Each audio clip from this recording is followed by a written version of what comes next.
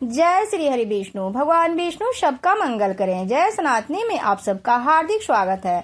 जय सनातनी के इस अंक में आज हम जुड़ेंगे शनि देव महाराज से। कैसे शनिवार का व्रत करने से दूर होते हैं हमारे जीवन की सारी संकटें। जानेंगे शनिवार व्रत कथा, पूजा विधि, पूजा का महत्व। शनिवार का दिन शनि देव को समर्पित है। शनि देव को न्याय का देवता माना जाता है। कहा जाता है कि शनि देव प्रत्येक व्यक्ति के उनके कर्मों के अनुसार फल देते हैं। शनि देव को कर्म फलदाता माना गया है। शनि देव व्यक्ति के बुरे और अच्छे दोनों कर्मों के अनुसार फल प्रदान करते हैं।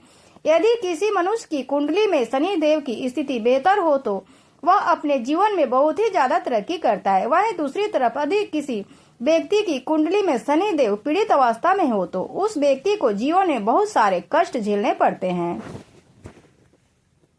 ऐसे में हमारी कोशिश यही रहती है कि हमारे ऊपर शनि देव की कृपा दृष्टि बनी रहे और शनि देव हम पर प्रसन्न रहें। अब जान लेते हैं शनि देव की पूजा विधि। अगर आपने इस चैनल को अभी तक सब्सक्राइब नहीं किया है तो कृपया सब्सक्राइब कर ले तथा लाइक करके एक जय शनि देव का कमेंट अवश्य करें ताकि शनि देव प्रसन्न रहे और जीवन के सारे कष्ट दूर करें। शनि देव को प्रसन्न करने के लिए शनिवार का व्रत विधि विधान से करना बहुत ही आवश्यक है। शनिवार के दिन सबसे पहले सुबह उठकर स्नान आदि करके स्वच्छ कपड़े पहनने चाहिए। इसके बाद पीपल वृक्ष को जल अर्पित करना चाहिए। फिर लोहे से निर्मित शनि देव की प्रतिमा को पंचामृत से स्नान करानी चाहिए। इसके बाद मूर्ति के चावलों से बनाए गए 24 दल के कमल पर स्थापित करने चाहिए। चावल से 24 कमल दल बनाना चाहिए। इसके बाद काले तिल, फूल, धूप, तेल, काले वस्त्र आदि से शनि देव की पूजा करनी चाहिए। पूजा करने के बाद शनि के 10 नामों का स्मरण करना बहुत ही शुभ माना जाता है। फिर शनि मंत्रों का जाप करना चाहिए। शनि महाराज के 10 नाम इस प्रकार है: कुनस्त, पिंगल, बब्रू, कृष्ण, रौद्रदंतक, यम, शौरी, शनेश्वर, मंद, पिपलाद। यह बहुत ही प्रभावी और सिद्ध मंत्र है। इस नाम का जाप करने से हर प्रकार की जीवन में विघ्न बाधा चल रही दूर होती हैं। इसलिए शनि देव को प्रसन्न करने के लिए इन नामों का जाप करना चाहिए। शनि दोष से पीड़ित लोगों को शनिवार और मंगलवार के दिन इन नामों का जाप करना चाहिए। अगर रोज हम पूजा नहीं कर सकते तो कम से कम हर शनिवार पूजा करनी चाहिए और इन नामों का जाप करना चाहिए। शनि देव को नवग्रहों में सबसे उग्र स्वभाव का माना गया है। वहीं भगवान भोलेनाथ ने इन्हें न्याय के देवता की उपाधि दी है। ज्योतिष शास्त्र के अनुसार कुंडली में शनि भारी हो तो जीवन में उथल पुथल मच जाता है, लेकिन शनि देव जिस पर प्रसन्न हो जाए उसके भाग भी खुल जाते हैं।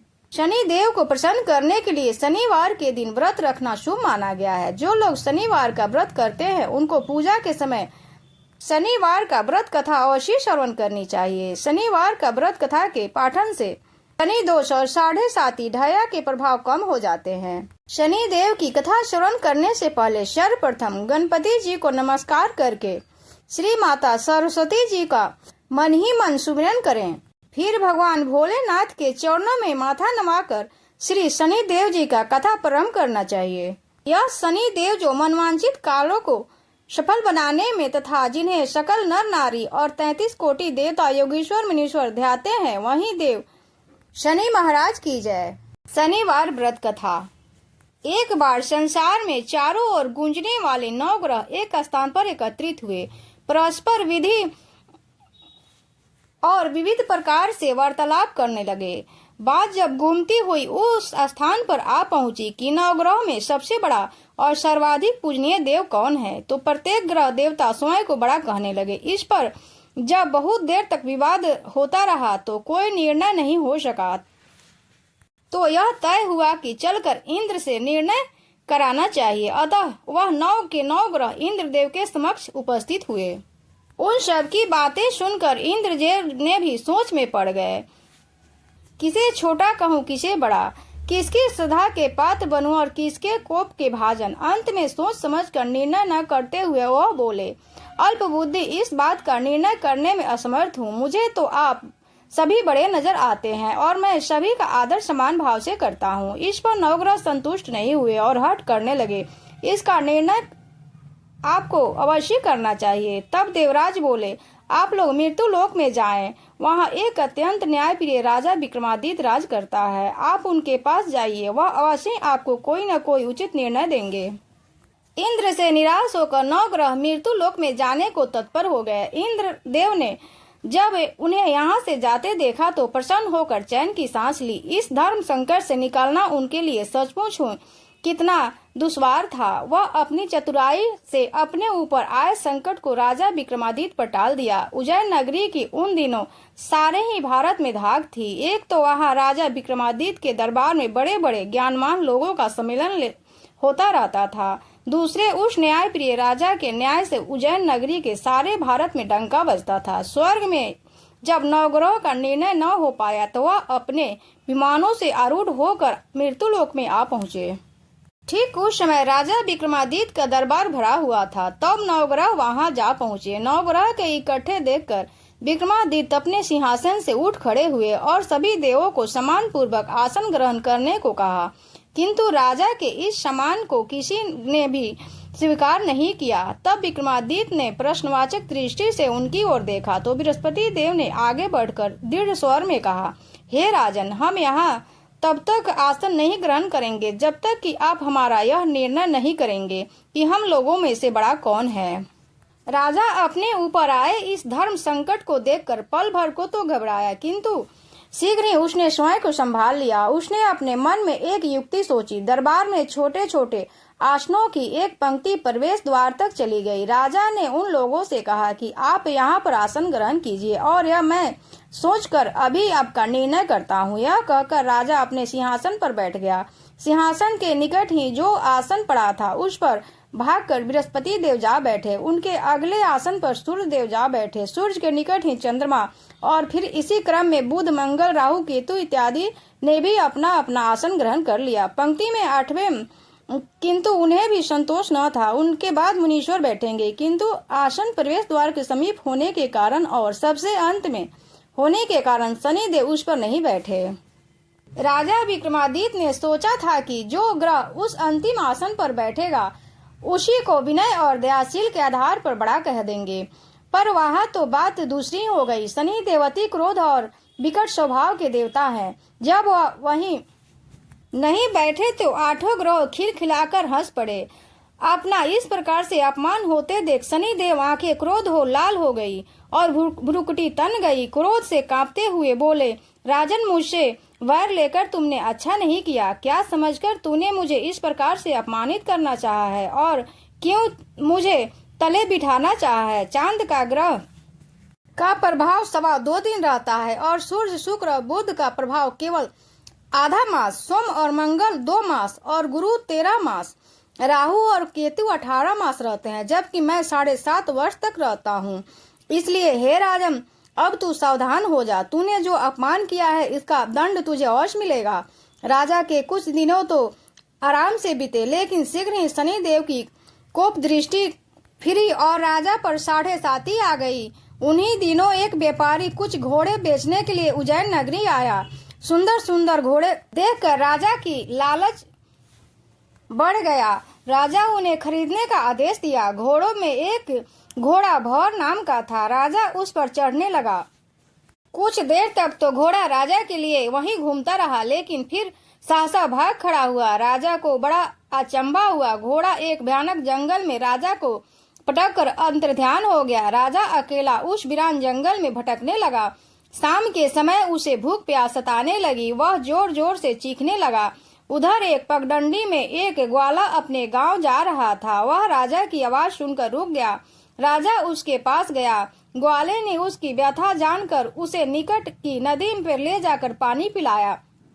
पानी पीने के बाद राजा स्वस्थ हो गया और प्रसन्न होकर अपने ग्वाले को अपने हाथ की अंगूठी उतार कर दे दी और उससे कहा कि मैं उज्जैन का रहने वाला हूँ, यहाँ रास्ता भटक गया हूँ, तुम मुझे रास्ता दिखाओ।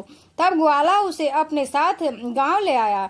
वहाँ एक मिष्ठान की दुकान पर राजा मिठाई खाकर भूख प्यास मिठाई और दुकानदार को भी एक अंगूठी उतार कर दे दी। दुकानदार के पूछने पर उसने उससे भी यही कहा कि मैं उज्जैन नगरी का रहने वाला हूँ।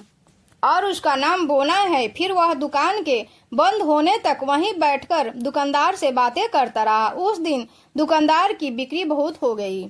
उसने सोचा, यह भाग्यवान पुरुष है जो इसके आने से आज मेरी इतनी बिक्री हुई है। इसलिए रात होने पर इससे वह बोला कि वह उसके साथ उसके घर चले और उसके साथ ही भोजन करें।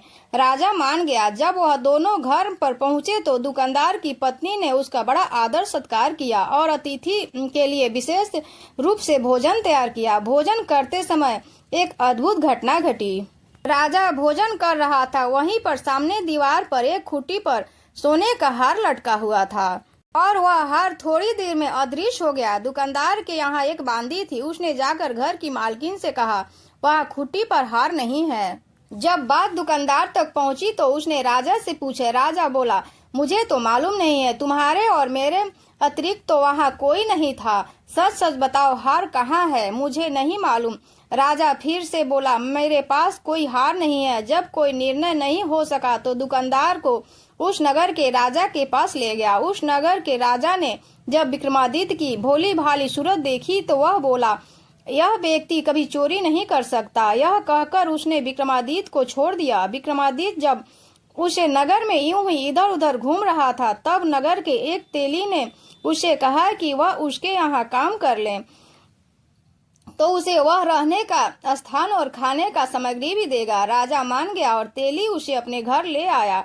यहाँ सारा दिन राजा धरनी पर बैठा उसके बैलों को हाँकता रहता और तेली बाजार से तेल बेचता। जब वर्षा ऋतु आई तो मूसलाधार बारिश होने लगी। तब धानी पर बैठे हुए विक्रमादित्य ने मौज में आकर ऊंचे ऊंचे स्वर में राग अल्पाना आरंभ कर दिया। निकट ही उस नगर के राजा का महल था। वहीं खिड़की में बैठी राजकुमारी ने जब राजा का मधुर स्वर में गीत सुना तो वह अपना दिल हार बैठी। उसने बांदी को पता लगाने के लिए भेजा। बांदी महाराजा को गाते हुए देखकर लौटी तो राजकुमारी से बोली कि वहां पर तो कोई अति सुकुमार नवयुवक बैठा मस्ती में आंखें बंद किए गा रहा है। राजकुमारी ने सुना तो उसने अन्न जल त्याग कर दिया। राजा रात को जब उसने कुछ नहीं खाया तो रानी ने आकर उसे समझाया, पर वह बोली कि वह तो उस गाने वाले से ही शादी करेगी। रानी ने जाकर राजा से कहा कि राजकुमारी एक तेली पर मोहित हो गई है और उससे ब्याह रचाना चाहती है। राजा ने सुना तो वह बहुत गुस्सा हुआ। उसने तेली के घर से विक्रमादित्य को बुलाया और उसके हाथ काटकर जंगल में फिकवा दिए। यह बात जब राजकुमारी को पता चली तब वह और भी अपनी बात पर दृढ़ हो गई। बोली, मैं तो अब उसी से शादी करूंगी। उसी को वर लिया है, चाहे वह कैसा भी हो, उसी से विवाह करूंगी। बेटी की हठ को देखकर लाचार हो गया राजा। उसने दोबारा विक्रमादित्य को नगर में बुलवाया और उसे राजकुमारी का मामूली ढंग से पानी ग्रहण करवाया। एक साधारण मकान में दोनों को बसा दिया। दोनों वहीं रहने लगे। एक दिन जब विक्रमादित्य सोच रहा था तो स्वप्न में उसे शनि देव नजर आए। विक्रमादित्य ने उनसे सामने नमस्कार किया और क्षमा याचना की। शनि देव ने उसे आशीर्वाद दिया और बोले, अब तुम्हारी 7.5 वर्ष खत्म हो गई है। राजा बोला, मुझसे जो गलती हुई उसके लिए मुझे क्षमा कर दीजिए। शनि देव ने मुस्कुराकर उसे आशीर्वाद दिया और राजा को दोनों बाजू दोबारा मिल गए। राजा ने अपनी पत्नी राजकुमारी को रात को जगाया। वह रात को उसके गले में अपनी बाहें डालकर सो गया। सुबह राजकुमारी की आंखें खुली तो उसने अपनी गर्दन में बाहें पड़ी देखी तो वह चौंक कर उठ बैठी। लेकिन शीघ्र ही विक्रमादित्य ने जागकर उसको सब बात से अवगत करा दिया। जब वहां के राजा को यह बात मालूम हुई तो वह भाग भाग कर आया और उस अपंग को फिर से स्वस्थ देखकर चकित रह गया। उसको भी विक्रमादित्य ने यही कहा कि वह सब शनिदेव की कृपा का फल है और विक्रमादित्य ने अपना वास्तविक परिचय दिया, राजा को दिया और सारा किस्सा विस्तार से सुनाया। सुनते ही राजा विक्रमादित्य के चरणों में गिर गया और क्षमा याचना करने लगा। बस यह खबर शीघ्र ही सारे नगर में फैल गई। दुकानदार को जब यह खबर मिली तो वह भागा भागा आया और विक्रमादित्य के पांवों पर लौटने लगा। विक्रमादित्य ने उसे उठाकर आसन पर बिठाया और कहा, तुम जाकर उस खुट्टी पर हार देखो, हार वहीं पर होगा। और दुकानदार ने अपने घर जाकर हार को देखा तो उसी खुट्टी पर लटका हुआ देखकर अचंभित हो गया। राजा ने नौकरानियों के साथ लश्कर समेत विक्रमादित्य को विदा किया। राजा विक्रमादित्य जब राजकुमारी को लेकर अपनी नगरी उज्जैन में लश्कर समेत पहुंचा तो सारी नगर में उत्साह छा गया। अपने राजमहल में प्रवेश करने से पूर्व विक्रमादित्य ने 9 ग्रहों की पूजा की और शनि देव को सर्वोच्च स्थान दिया। साथ ही उसने नगर भर ढिढोरा पिटवा दिया कि शनि देव मनवांछित फलों का फल देने वाले ग्रह हैं और 9 ग्रहों में सर्वोच्च स्थान रखते हैं। इस प्रकार शनि देव को मानकर विक्रमादित्य ने अपने राज यश कीर्ति को प्राप्त कर लिया। बोलो शनि देव महाराज की जय, श्री 9 ग्रहों की जय। अगर आपने इस चैनल को अभी तक सब्सक्राइब नहीं किया तो कृपया सब्सक्राइब करके एक कमेंट जय शनिदेव की अवश्य करें। शनि देव महाराज सबकी मंगल करें, सबकी मनोकामनाएं पूर्ण करें, सबको स्वस्थ रखें, सब पे अपनी कृपा दृष्टि डालें।